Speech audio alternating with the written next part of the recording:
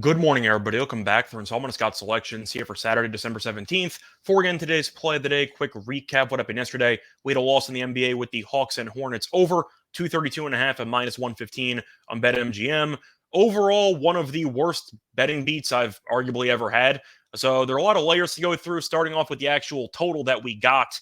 We beat one of the biggest line moves you'll probably see all year. The total closed in this game at 240.5. So we beat an 8-point line move on a total in the NBA. On top of that, the first half ended up landing 134. So we needed 99 points in the second half. They combined for 56 in the third quarter. So we needed 43 points with two of the worst defenses in the league in order to go over. And both teams combined for 41 points in the fourth quarter. And the game ended up landing 231. So a lot of layers to unpack there. I have no regrets about the pick. I beat an 8-point line move. I mean, if you beat that, you should cash that the majority of the time. But the fact that the game completely just died in the fourth quarter and the fact that we beat a line move that large all for nothing is really just kind of absurd. But either way, picked up a loss for a bounce back winner here on Saturday. And for today's play today, going to pivot to college football, looking at a bowl game between Fresno State and Washington State, taking place at around 3:30 p.m. Eastern Time. And for this matchup, going to take Fresno State -4 at minus 110 on DraftKings. Time recording of 2:30 a.m. Eastern Time. A couple reasons why I like Fresno State in this spot. First reason, look at the line move. Fresno State opened up as a +2.5 underdog, now favored by 4 points. Now, normally with line moves that big, you tend to pass because you're afraid you missed the boat. However, I kind of make an exception with bowl game season, especially in recent years, with all the opt-outs and all the transfers. And you're looking at Washington State. They will be pretty shorthanded at a couple of key positions, including the actual coaching staff.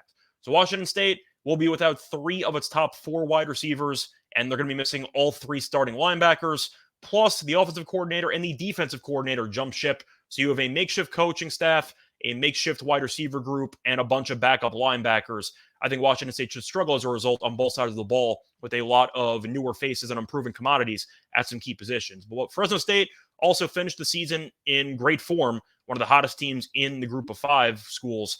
They won each of their last 8 games in the regular season, including the Mountain West title game against Boise State on the road. And if you want to look at the actual matchups here, even at full strength, Washington State was awful at stopping the pass, and that will be a problem because Fresno State has one of the best group of 5 quarterbacks in the entire country with Jake Haener.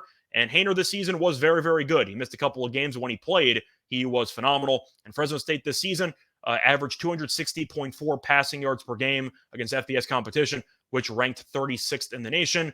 Could be a little bit low because, as a reminder, Haener missed a couple of games and the backup was pretty atrocious. So you could argue the numbers would be even higher if Haener did not miss any games in the regular season. But Washington State, with a fully healthy defense, ended up allowing 271.7 passing yards per game against FBS competition, which ranked 111th. So Washington State can't stop the pass. They're against a really good quarterback and a bunch of underrated wide receivers, and now they're missing 3 starting linebackers, so Fresno might also have some holes in the ground game with Mims, who I think is also a good running back. But the point is, Fresno State, since they are a group of 5 school, they seem to be more motivated for this game. Washington State, I mentioned, is going to be missing some people and coaches. Fresno State basically has nobody, both coaches and players, who will be missing this game. So you're going to give me a full-strength team that's won 8 straight against a Power 5 school that doesn't really seem to want to be here. I think it's a pretty huge motivational edge, and I do like Fresno State as a result. Plus, the game will be taking place in California, and if you want to compare the travel times here, it's about 3.5 hours from Fresno State's campus to this actual stadium. As for Washington State, roughly 18.5 hours. So I do expect Fresno State to have a decent amount of crowd support compared to Washington State. But at the end of the day, you're going to give me a team that's won 8 straight with a very, very good quarterback against a defense that can't stop the pass. And one team will be missing its offensive coordinator, defensive coordinator, and some key pieces, both on offense and defense, while the other team's at full strength. I know it might seem scary since it already has moved 6.5 points, but I really think Fresno State could smack them in this game. And I do think at the end of the day, they'll have too much firepower. Haener will torch the secondary, and you'll end up seeing Fresno score too many points for Washington State to keep up. Might be close for a bit, but I think eventually Fresno State breaks away and wins this game by at least 6 points. Play that once again here for Saturday, December 17th. Is going to be on Fresno State -4 at -110 on DraftKings. Bye, everyone.